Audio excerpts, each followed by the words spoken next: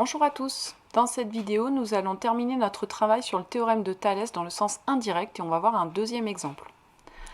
Alors, je vous rappelle la propriété qui est la suivante. Donc, je me place dans une configuration qui correspond à celle de Thalès, c'est-à-dire j'ai bien les points alignés correctement. Là, les trois points ABD et les points ACE. Même chose dans le deuxième. Donc là, c'est la configuration classique et là, la configuration en papillon. Donc si j'ai deux rapports parmi les trois rapports de Thalès qui sont égaux, alors les droites seront parallèles. C'est ce qu'on appelle la réciproque du théorème de Thalès. Et si deux rapports parmi les trois de Thalès ne sont pas égaux, alors les droites ne sont pas parallèles. Ça, c'est ce qu'on appelle la contraposée du théorème de Thalès. Alors, on va voir un exemple concret. J'ai donc la configuration qui est la suivante et je veux savoir si les droites MP et KL sont parallèles ou pas. Alors je vérifie déjà que je suis dans la bonne configuration, c'est-à-dire je précise bien que mes points MOL et POK sont bien alignés correctement.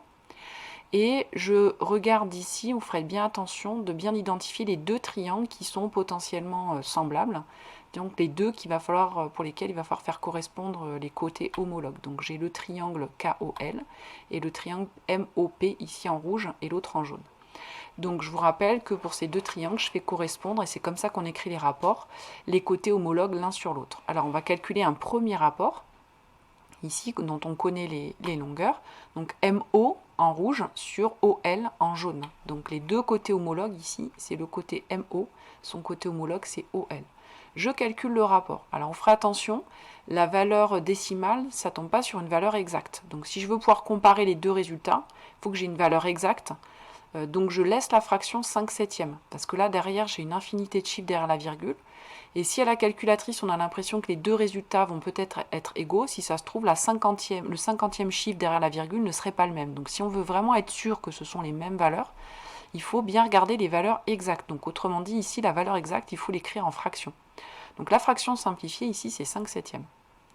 Et puis je calcule le deuxième rapport, PO sur OK. Donc faites attention que les rapports, vous les faites dans le même sens. Là, j'ai calculé MO en haut, donc le triangle rouge en haut et le jaune en bas. Je fais pareil pour l'autre. Le rouge en haut, le jaune en bas. Donc PO sur OK. Donc 2,5 sur 3,5, c'est-à-dire 25 sur 35. Et en simplifiant, j'obtiens aussi 5/7. Donc je vois que les valeurs exactes sont exactement les mêmes. J'ai 5/7 pour les deux. Donc attention de ne pas comparer les valeurs décimales. Sur votre calculatrice, ça va avoir l'air d'être les mêmes, mais vous ne pourriez pas vraiment en être sûr. Donc il ne faut pas comparer les écritures décimales qui ne sont pas exactes, il faut comparer l'écriture en fraction qui est la valeur exacte.